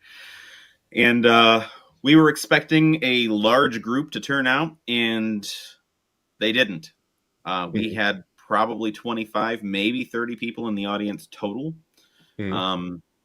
The show was interrupted midway into the first part of it. It started late, and then it was interrupted midway through because the basketball team had just gotten out of practice and they came barreling in. A lot of interruptions like that. And they had 20 something chairs on the stage. I filled 3 of them. Because we had a good number of people who wanted to volunteer. It was just a matter of, if you've done a show, you're going to pick the people who have the biggest reactions. You're going to pick the people who go under the fastest and who hit the ground running, right? We're on a time crunch. We want to make this entertaining. We're going to go bam, bam, bam, bam, bam. So all that being said, the 3 people were fantastic. Mm-hmm. And I'm focusing on what's going well. I still have my outline for the show. Not going to be able to necessarily do all the things that I had planned on doing. Big group things, they don't look the same with 3 people. Yeah. It's going to be a very different impression that you have. And so... But then you kind of look at, conversely, you look at like your, 3 or 4 people that you're working with, and you go, okay, this person's 1,000 miles away. All right, now's the time. It's kind of like open mic night. Let me see if I can get away with some stuff. Try some new material out that's appropriate, exactly. Of course. Well, and also it's very easy in those situations to feel defeated and to feel disheartened. And it's hard to hide those feelings sometimes. It shows on your face. Because right off the hop, you're expecting like, I'm going to perform in front of 500 people. And you're like, it's 30. And you're like, God, all these people didn't want to come out and see me. Like, well, and thinking about the flow of a show, you also time. I mean, if you do it a lot, you time your shows too, and you figure if I've got 15 people up there, great. 20 people, great. If I do this gimmick here, then it's going to probably take about this amount of time getting through those number of people, right? That number of people is going to take about this amount of time. Well, if we were looking at 15 people, that's one thing, but to cut that down to a fifth of that is significantly different. You're gonna zip through that faster. Yeah, you're like, I'm gonna go blow through these skits. Right. If it's just you forgot your name, okay, we could have done, or your shoe's telling you a joke. Hey, what's the joke? And they can't get it out, and you're going one by one by one by one. That's gonna take some time. Well, and even when you're trying to what I call play people off one another, it's like, okay, when you hear laughter and applause, you're going to react this way. When you hear this, it's like you're. It takes time to kind of set up your dominoes, and then you step back, set it all into motion. Then there's time for it all to play out. But when you have 3 or 4 people, you're like, well, that's going to be a quick setup and a quick, run it through. Well, and it's really easy to have a lot of energy when you've got 500 people cheering. Mm-hmm. It's really easy when everything's going right and you've got 500 people out there or 100 people and they're all clapping and laughing. When you can't tell if they're laughing because it's a big auditorium and you've got 30 bodies out there, and auditoriums absorb sound and human bodies absorb sound, and you can't hear, how well is this landing? Is this going well? I'm feeding off of myself. And then depending on lighting, if you can see the audience, you're like, are they still even out there? It's the extension cord that you plug into itself, and you're thinking you're circular energy, right? Mm-hmm. And but those shows show what you've got, and they're really great practice too. If you can do a show like that, you can do any show. And I think, honestly, I think the Renaissance Festival, I used to be in a musical comedy group out there, and we'd go across the country and into other countries as well, across into the Netherlands and all that. But there were times when we would be out on stage and there would be no one in our audience. And we were contracted to do that show. We had to do the show. And so we had to make it look like so much fun that people are going to start coming in. Right? Yeah. We're not having fun up there. And in our minds, we're like, please we're not going to make any money on this show. Yeah. We need audience members. But when you get past that and you start relying on yourself for the energy, regardless of the energy that's out there, your energy becomes contagious too. And that's one of those. Keep telling yourself that we've already been paid for this. We've already been paid for this. It doesn't, no matter how good or bad we do, we've been paid. You're trying to find that little silver lining. Yeah, you have influence, right? And that's the key. We've got about 5 more minutes here. So we are going to ask, do not post the answer that you think, but just friend or frenemy. And Becca, while people are doing that, Becca's got a question if you do hypnotherapy too, or if you're just strictly stage. I do both. Yeah. I think like most of us, I do both. I do a different approach to hypnotherapy than I think a lot of clinical hypnotists, based on the ones I've spoken with. Are there different? I've got to follow. I was going to ask, what are like the general licensing requirements, if any, out in Michigan? There are none. Okay. There are none. Which is, I think it's a big cause for problems down the road, I think. I think some standardization's required, which is why I like organizations like I've already mentioned. But no, there are no legitimate certifications. I tell people all the time, hey, I'll certify you, right? I've been doing this a long time. I'll teach you exactly. I'll teach the right way. So of course, it's going to be a better experience for everybody else. But there are people out there who say, they're certifying, and you're like, there's no license for me to have, and there's no standard. And I think of it kind of like you can get a degree in philosophy now, right? But the philosophers that you're studying, what was their degree in? Yeah. And so, there's some of that to it, but it's also,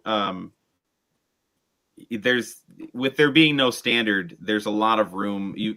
That's where it takes a lot more of the convincing, of people that this is a legitimate thing and it really works. It's a lot of word of mouth, of course, but yeah. In hypnotherapy, I have historically done less of it because I thought I was doing it wrong. It turns out I've had good results, and I do it a little bit with a stage approach. And it's one of the things that I submitted to talk about at Michigan is the uses of stage techniques Because in the therapy. Michigan conference is pretty much in your backyard, or pretty Yeah, close. it's 20 minutes from my house. Yeah, Yeah. it's not far.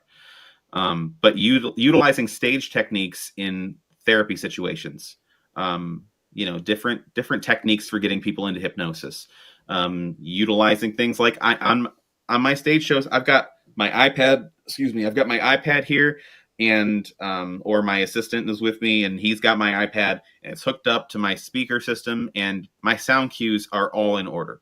They're just good to go. I've got cues for everything, right?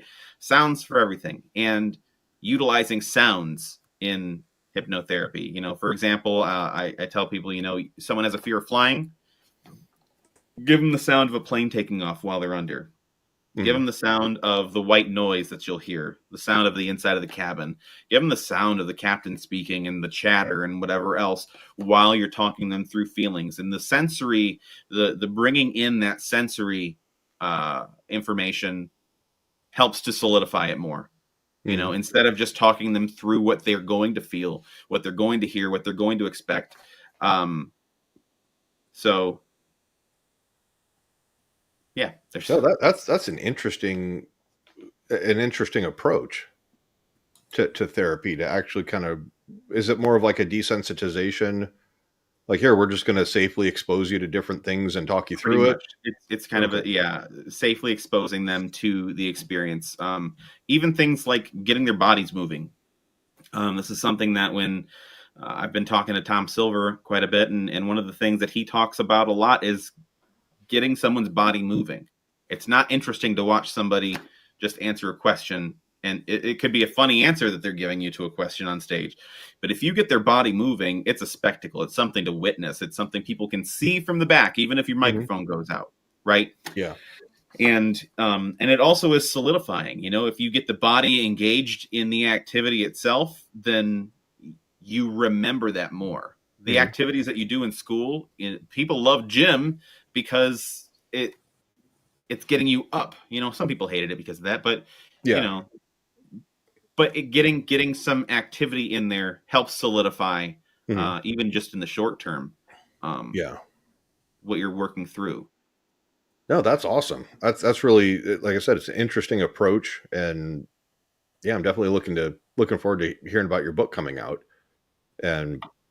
But I think we've got, Becca has given her answer, and on the surface it seems really bad, but Becca's saying frenemy. That's her wager. So, Sean, go ahead and ask the question. Ask the question. All right. So, Tommy, the question is this: does pineapple belong on pizza? Yes or no? If I could take a note from Congress real quick and not give you a straight answer. Oh. All right. Note to self: fried food on a pizza, and I'm going to eat that pizza. I love pizza. But I'm going to go. I'm probably a frenemy. I say yes. I could take some pineapple on pizza. Oh God! I thought my headphones were crapping out for a second. I'm like, what the hell is going on? And I'm a Dago. I'm an Italian. Now, is that something that you're going to, like, I'm going to order it, or is it more of like, I don't have any objections if it's on there? Oh, I don't have objections if it's on there. I don't go out of my way to order pineapple on pizza ever. When I make a lot of pizzas, I've got a pizza oven and everything, and I do put fruit on pizza. I put figs on pizza all the time. That's awesome. Like figs with goat cheese, that's next tier. It doesn't even sound like pizza anymore. Oh. It is, though, technically. We just don't know it that way, right? Now you just inflated Becca's ego. She's like, I knew it. But that's all right. I'm happy to inflate something for someone. Something, women's intuition, I guess. But it's all good. It's all about being entertaining, right? Yeah, exactly. But I guess. Go ahead. I was going to say, what's kind of up on the docket for you coming up here in the near or not so near future for you? Shows, big events, anything like that? I've got a fundraiser show that was rescheduled. It was canceled due to snow. because Michigan is where God smacked the earth for misbehaving, and now we're the tundra all winter long. But so Sean says, "Hold my talking about prairie." topic. But yeah, I've got a fundraiser show for Grosse Pointe North High School, and I'm waiting on another rescheduled show for South Lake High School so that we could do a redo during school hours so that everybody could get out of class, pay $5, come see me. But those are the only two shows out that are, I've got a bunch of senior all night parties and things like that coming up as well. Yeah. But aside from that, I'm going to be at the Michigan International Hypnosis Conference. I will be one of the presenters there. Not 100% sure on which topic I'll be presenting, if not more than one. Not only are you a presenter, but you're also a local tour guide to point us in the right direction. Exactly. I will show you all the best spots in my backyard because I don't leave my house. But, you know, if you want chickens or whatever, you know, you can come to my backyard and just pick up a chicken and play with it. But we've got too many chickens. I probably shouldn't say that publicly online. Warren City, we are within the law. We're my inner 12-year-old is like, don't say it. Don't say it. Yep.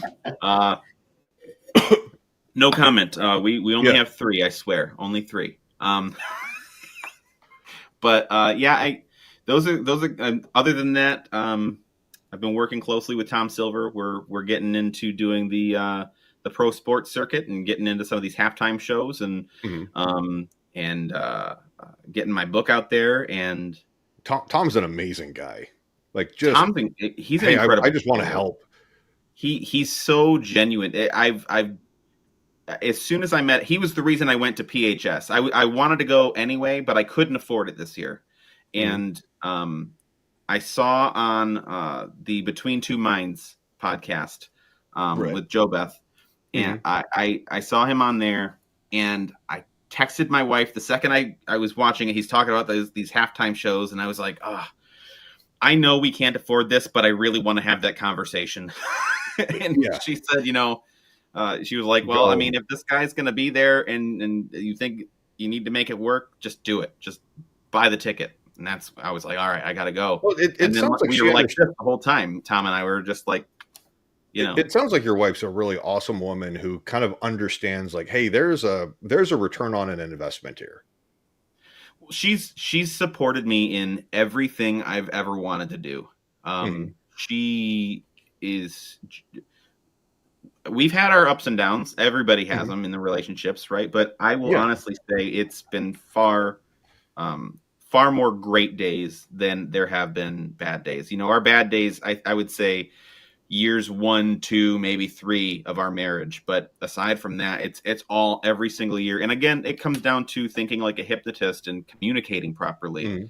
You know, she and I have agreements where, you know, if we're not in a mindset to hear something at that moment, criticism or a critique or advice or whatever, we just say, give me a minute.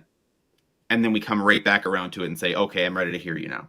Yeah, because there's an acknowledgement of like, it's important that we address what you're bringing to the table, but I need to make sure that I'm not going to go like pop off, you know, through no fault of your own or anything like that. Right. But then there's also a commitment. It's like, yeah, we're going to circle back and take care of this. But then it's also how you're also presenting it too. So it's kind of like, hey, we're going to, for lack of a better term, fighting fair, but it's like, look, we're going to resolve conflict, you know, unified, you know, as one. Always. And we've been married. It'll be 12 years in May. And, oh man, and that's awesome. I mean, it's just gotten better and better. You know, it's one of those things, you know, I understand divorces happen and things like that. People can have great relationships and then suddenly something changes or, you know, out of the woodwork, there's an incident or something. But in my case, I said I do, and it went south. And right. But I feel really, really blessed for who I married. I really have no real complaints that are worth even mentioning ever to anyone. I mean, sometimes I'll get frustrated. Oh, she didn't do this when she said she would. But then 10 seconds later, you're kind of like first world problems, you know. Well, that, and I'm thinking, if that's really the worst thing that I'm dealing with her right now. You're like, I'll take that all I know day, every friends day. who are like, they're always complaining about their significant others. I'm like, I've never been able to join in those conversations. Mhm. I feel really lucky. Yeah. Then where has your favorite place to perform been? Ooh, favorite place Or to like one that perform. you thought was just like, hey, this is I really enjoyed myself. It depends on which area of my life and performing we're talking about. Are we talking just hypnosis here? Remember, it's my TikTok account. Well played, Sean. Well, my pants were on for most of those shows. Yeah. As far as TikTok is concerned, yeah. Let's stick with the hypnosis. Like, was it just a beautiful venue? Were you treated really, really well?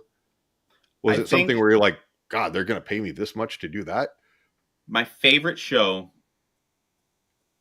or my favorite performance, I would say it wasn't just about a venue, because the venue doesn't really matter for the show, for most cases.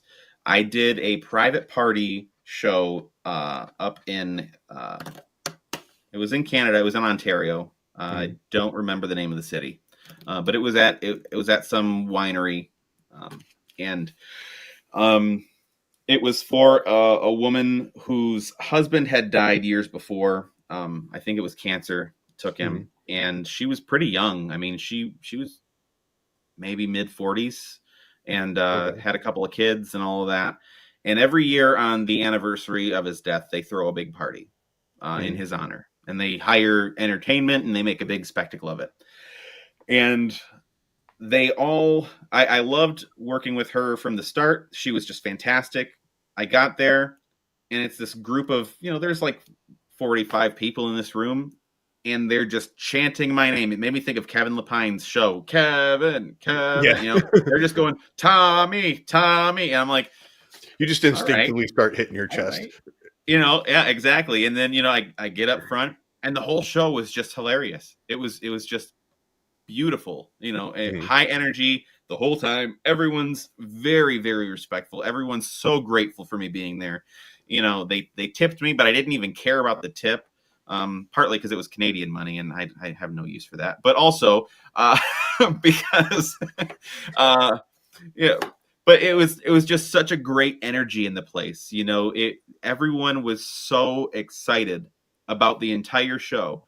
They were laughing at all the right spots. I got to try out some just improv new material that I had been thinking through and hadn't really fully formed yet. And I was able to just throw it in there, and it was going over like crazy. And, they were all it was just the sweetest group of people I've ever worked with. And I would say that was probably it. It was this private party. Aside from that, honestly, Grosse Pointe North is always one of my favorite groups to work with, year after year after year. Their high school has some of the most receptive kids I've ever worked with. Every single time, I have more people who would be great in the show than I can use. And it's awesome to work with people like that. Never a bad problem to have. Mm-mm. So no, that's Grosse Pointe, awesome. and I always think of Grosse Pointe blank. If you've ever seen the movie, yeah. Now, with the Canada show, there wasn't any like work visa or anything because it was just a private event, right? Well, and I looked. I don't know if this has changed at all, but I looked up the laws, and because I was getting so many show offers in Ontario. I was getting three shows in Ontario for every one I was getting here in Michigan. And so I was like, well, I really should look into a work visa. You're like, sorry, I'm an American. Right. But there isn't a work visa for this. There isn't a work visa for entertainment that I was able to find anywhere. And then I started asking like ChatGPT and some of these other, I was like, do I need a work visa to perform hypnosis in Canada as an American? And it took me to the websites where it said the US, Mexico, and Canada have agreements with entertainers especially touring entertainers, because you get a lot of these people like bands and everything who they do shows Yeah, across. I've been You know, looking into different, like just out of stupid curiosity, and they it's said amazing. what you They're like, need is a contract to have with you, so you have to have some kind of like a proof of invitation to perform.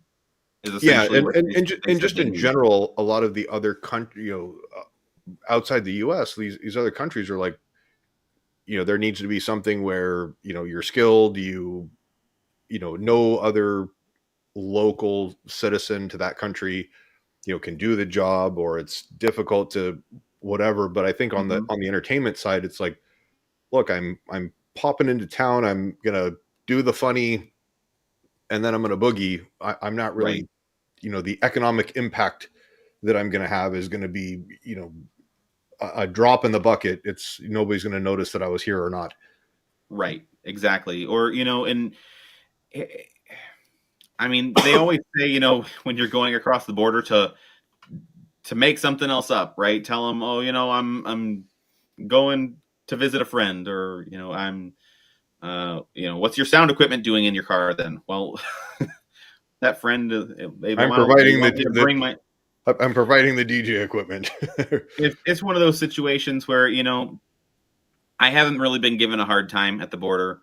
Um, Yeah, the it times I've come hasn't been. across, it's been fine. It's fairly smooth, and it depends on where you go to. If I cross in Detroit, it's different than if I cross in Port Huron. Yeah. The Detroit entrance is going to be different than the Blue Water Bridge. It's much friendlier in Port Huron from my experience, but it's lower traffic volumes too, so Like it's not feeling as I'm rushed. just north of Seattle, so the border crossing in Blaine is the Peace Arch. That's the farthest west that you can get. They're generally pretty cool, and you've also got the one in Linden that's more of your commercial, semi trucks and stuff like that.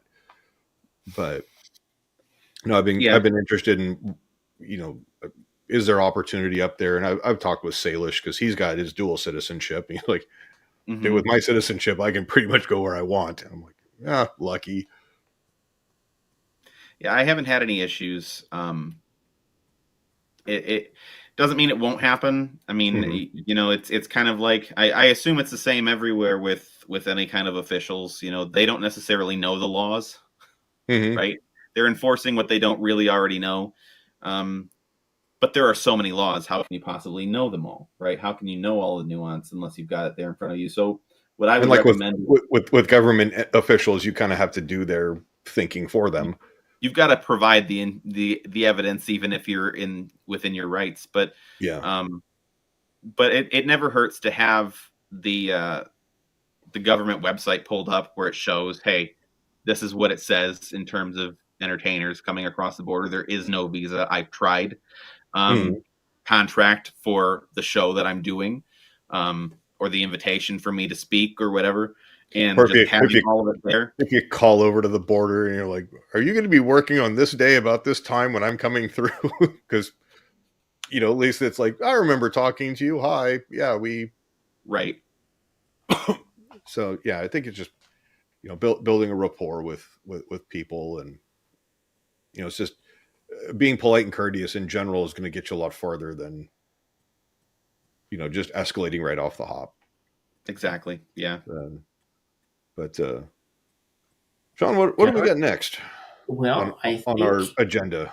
the next thing is, of course, the whole reason that Hypnosis Hero started was that we actually are unique in the sense that we hypnotize people through the screen. And so, with that in mind, we put out our traditional warning, which Yes. is If you're please, listening, please be safe. Don't listen to hypnosis while you're driving, you're moving around. I've even had it on TikTok where I was live and I was going to do something, and I said, if you're cooking, chopping vegetables, and somebody said, yes, that's exactly how did you know what I was doing? Do you have a camera in my house? I said, no, because, you don't look at pictures. So Amazon has the camera in your house for you.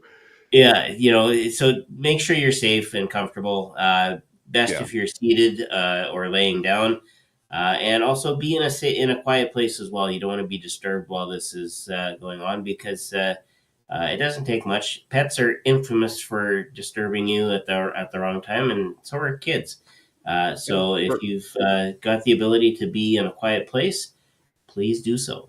Yeah, and best results, headphones, earbuds, something like that, just so you can get the full left and right experience. And yeah, so like I said, if you're engaged in something that requires your attention right now, take a break. This will be around, and you can listen to this part later after you're all finished. So uh, with that, Tommy, if you can either do silly stuff, if you want to do a general something more broad form or even targeted, kind of the floor is yours, man. I think in honor of my good friend Tom, I would like to do something similar to what I've seen him do in terms of techniques. And one of the things he's taught me, and I agree with, is using the word technique over the word induction. Mm-hmm. We're not inducting someone into the Hall of Fame or anything like that. We're utilizing a technique to bring them into a state of hypnosis. And so I'm gonna honor him by using those words specifically. But I love getting the body moving. Mm-hmm. I love techniques that utilize physical movement and energy, and they really seem to have a strong impact for a number of reasons. Physiologically, it kind of causes you to relax a little bit more when you use your muscles, right? Mm-hmm. It's a little bit like if you've been on your feet all day and then you sit down, it feels way more relaxing than if you've been sitting down all day and then you sit down. And so what I'll do my best to explain verbally what I'm doing on camera as well. What I really like about this is the movements and the changing in focus. And so what it ends up being is this sort of movement where you are bringing your hands almost like your hands are pedaling in front of your face, palms facing your face, and you are bringing your hands pedaling almost, like I said, with those hands toward your face and just rotating one over the other like two wheels. And as Like they it. do this, you could focus on either one of the hands as it comes toward your face or shifting between the two. It doesn't matter as much as you might think, but focusing on your hands as they come toward your face, feeling the energy as you move those hands toward your face, focusing on those, and then close your eyes, and then open and focus on your hands again. Close them, keep those hands moving, focus on your hands, reverse the hands, speed it up, focusing on the hands as they go in circles in front of your face. Close your eyes, hands, reverse. Continue to focus on those hands and let your whole body just drop down now. Drop down all the way down and let your whole body relax all the way from the tip of your head down to your toes. And as you allow yourself to relax and feel the release in tension from those muscles which were just actively in use, as you allow yourself to drift inward more and more completely, more and more focused on my voice and on this incredible relaxation spreading all the way through your arms down to the tips of your fingers, you can go ahead and give yourself permission. And you can say in your head, I give myself permission to learn this technique going into hypnosis more and more completely. You can say that to yourself in your mind. I give myself permission to be hypnotized and to enjoy the benefits of this hypnosis and to be better for having been hypnotized in this moment.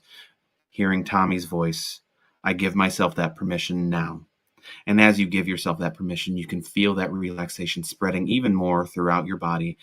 And the incredible thing about being in this relaxed state and the incredible feeling of letting go of the inhibitions that hold you back in your more conscious state of mind.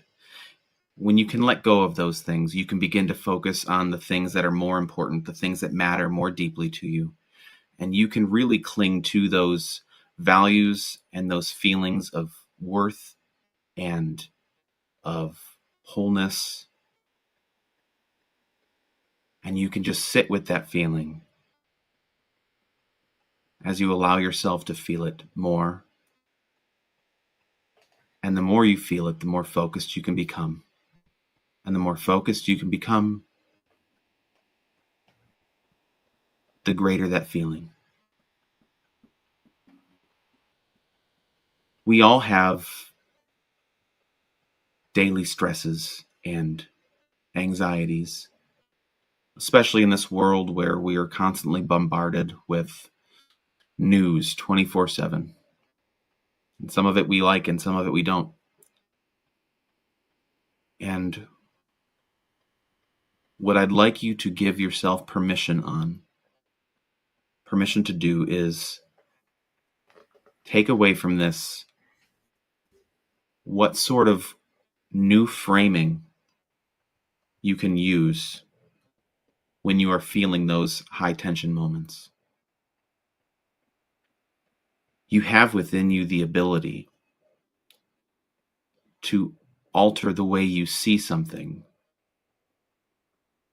simply by shaping it differently, reframing it, and taking your focus to something related but different.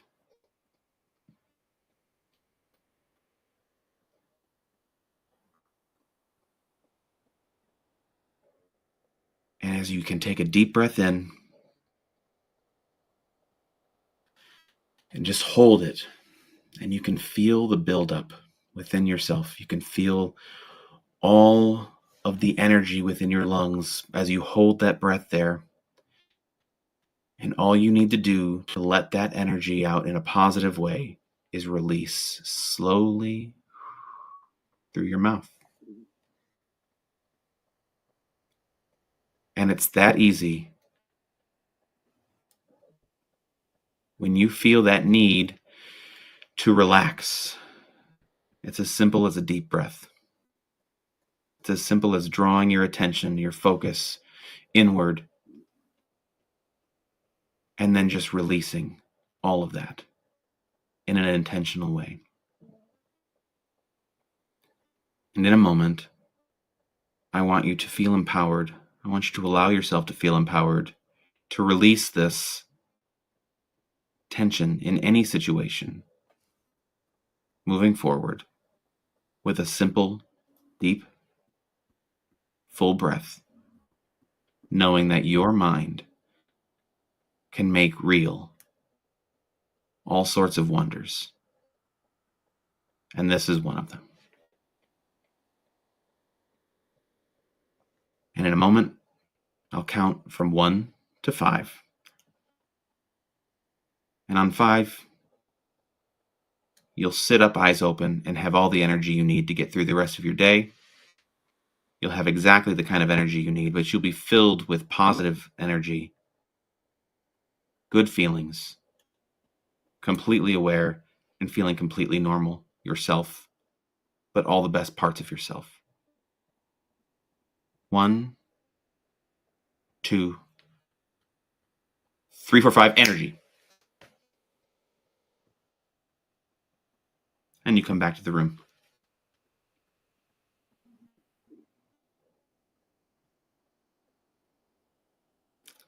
If you're talking, I can't hear you. Oh no, I was like, I wanted to make sure that you were all done. No, But that was yeah, it. that's No, that was me. I was just about to say, make sure you let us know how this was for you in the chat. We're always interested to know how things worked for you, and it's always we're always looked for our listeners to have a positive experience. So that was definitely a good one. I'm actually kind of interested in that technique. I won't call it. I won't call it the I word. That could be our third eye, but we're apparently abandoning eyes now. So, Yeah. but language. that's interesting. I will actually give that a go in some of my demonstrations. I like that.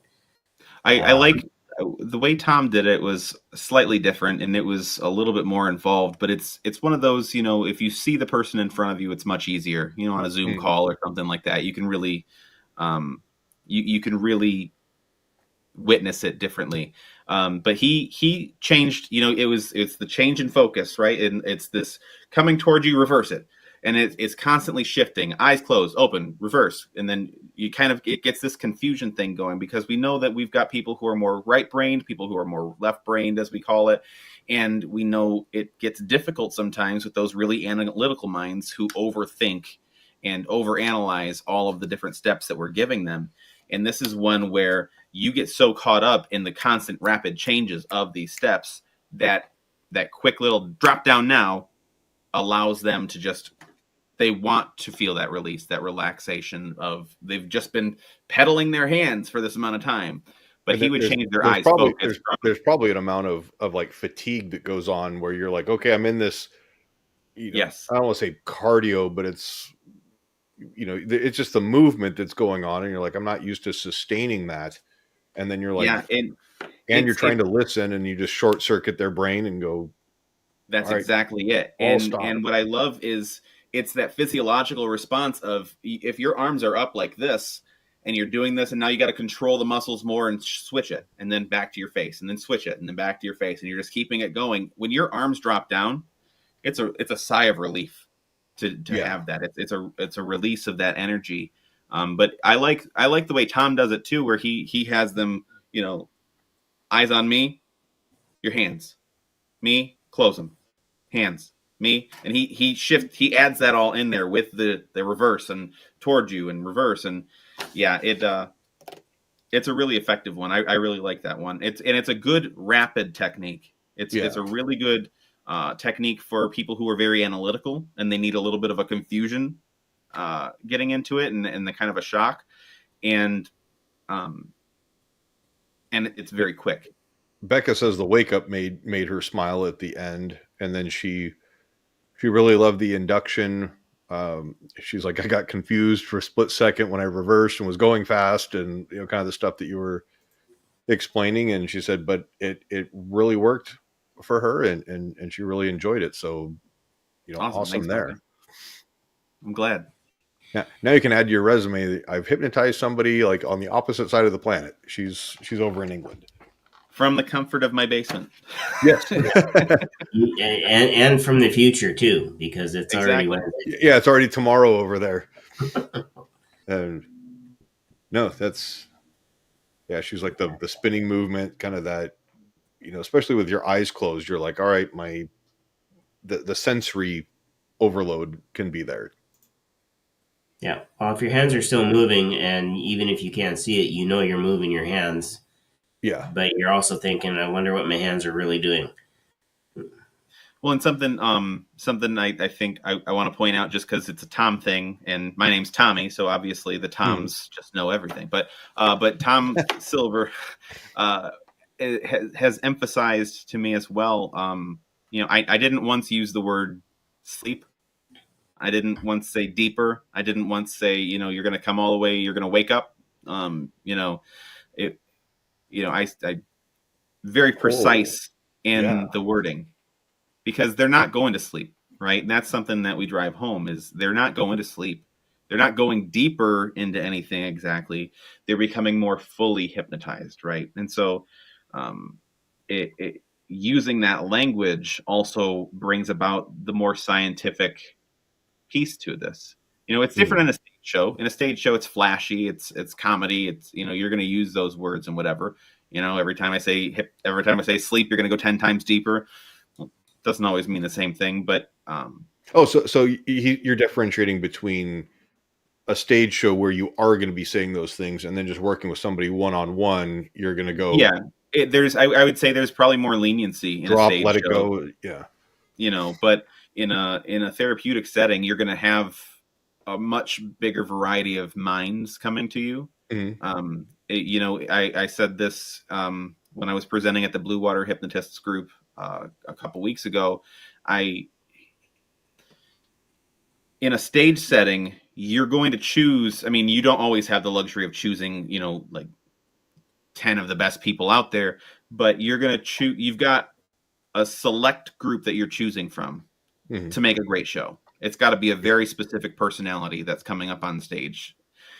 In clinical, you're taking whoever's coming to you.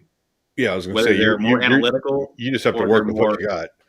exactly. And so you're not going to sit there and vet the clients coming to you and say, "Oh, let's do finger magnets and see how susceptible you are," and all of that. But you're going to need to find ways to work with whoever's in front of you, and this is a great one for that technique is great for a wide variety of minds, but also when you're giving instructions, the analytical person is going to sit there potentially and say, "Well, I'm not asleep. I'm not going to sleep. I can hear you. I'm awake." Yeah. And so they're going to overthink that. Where if you say, drop down all the way now, yeah, good. Eyes closed. Attila said that when we were at PHS. He wasn't saying sleep. He just said eyes closed, and that was it. And a lot of that kind of stuff. I think that precision goes a long way, especially in the therapy setting. Mm-hmm. Yeah. That's definitely interesting.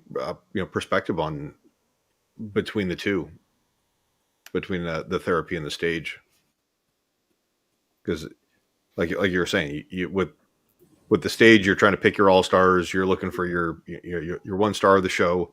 And then in therapy, it's like, all right, I've got this toolbox of tools, which is going to be the best one to utilize for the client. Mm-hmm. And exactly. But no, I'm also looking at the time here. I'm like, it's coming up on 7:30 West Coast time, which means it's almost bedtime for you guys. I get to wake up. Close. Yeah. I can wake up when I want to, but I still have a job to go to, at least for the next little while. So, but we should definitely look at wrapping it up. Any last thoughts? Anything else that you've got left in your pockets that you want to tell everybody? And it's okay. You're allowed to come back. We would love to have you on again. Actually, that was going to be my suggestion. Is when your book is ready, let us know. And we've done the book launch party for Kevin's book. We've done the book launch party, of course, for Jim's book. Mm-hmm. So when Bob has his book, I'm hoping he'll come on and do the book launch with him. And definitely when your book is ready, let us know, and we'll have you on to do a book launch party because, hey, again, it's getting the word out in a positive way. Mm-hmm. Yeah, and however we can help you and support and encourage your success, say the word, and if it's within our ability, we'll do whatever we can. I appreciate that. I would say, first of all, I really appreciate the invitation. Jim was actually the one who invited me on back in November, or very early December. But he invited me on, and obviously it was a shock even for me. I only knew him for a minute, and it was a shock when he passed. I know he had just done 3 days prior, had just done one of these. Yep. And then it wasn't, I was like, so I was very grateful to still be able to come on and talk to you guys. I know we had met in Las Vegas. But I'm grateful that this exists. I think this is a great platform. This is a really cool show that you guys put on. And I would just encourage anybody to consider the language that you use. Consider what the words actually mean. We hear a lot of words that have lost meaning over time because of overuse. We hear a lot of words that are taken out of context or they're just misused. And I would encourage, especially anyone who's aspiring to be a hypnotist or is already a hypnotist, to look at the words in their toolbox and question all of them. Are these the right words to be using? Are these getting my point across the way I think they are? And the more we can do that, and even looking at our techniques and the way we present ourselves as hypnotists, we've all got our own flair. We've all got our own look. I mean, I'm the only white guy with dreadlocks that I know in this field, but it doesn't mean other ones don't exist. They just aren't as cool as me. But we've all got our own flair and our own way of explaining things. So it doesn't need to be canned language that we just pick up and regurgitate. And on that, I would encourage us to not just regurgitate what we've been doing over and over because it's worked so far. I think it's healthy to challenge things, and it's healthy to try new ideas and put it out there that, you know, this isn't sleep. You know, we're not putting someone to sleep, so we can't wake someone up. And so, considering what does it mean when we say these things, and how's it impacting us? So, but just in terms of progressing the field, progressing the profession, always just be thinking about your words, the words you tell yourselves, the words you tell others. They're the ones that's exactly, it's kind of writing the lines of code inside your body. Yeah, I mean, it's like you said, you're keeping in the back of your mind, you know, we're all representatives of the profession. So if you do something stupid, you know, irresponsible or whatever, you know, it's a reflection on all of your colleagues in the industry as well. So, you know, we're not responsible for each other, we're responsible to each other. And you know, I think that yeah, fingers crossed, we're gonna do everything we can to continue Jim's legacy and in a manner that's consistent with his vision. So we'll strive every time to every show to bring it to fruition.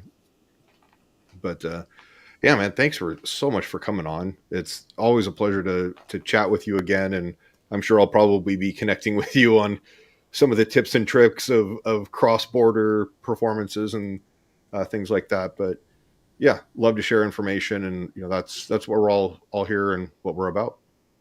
Yeah, and if anybody wants to connect, I mean, find me on my website, likeahypnotist.com. It's being rebuilt right now, so what you see today is going to be different than what you see in a week. But okay, but that's a great way to get in touch. I'm happy to share any information with anybody about anything I do, or, you know, exchange ideas anytime. Awesome.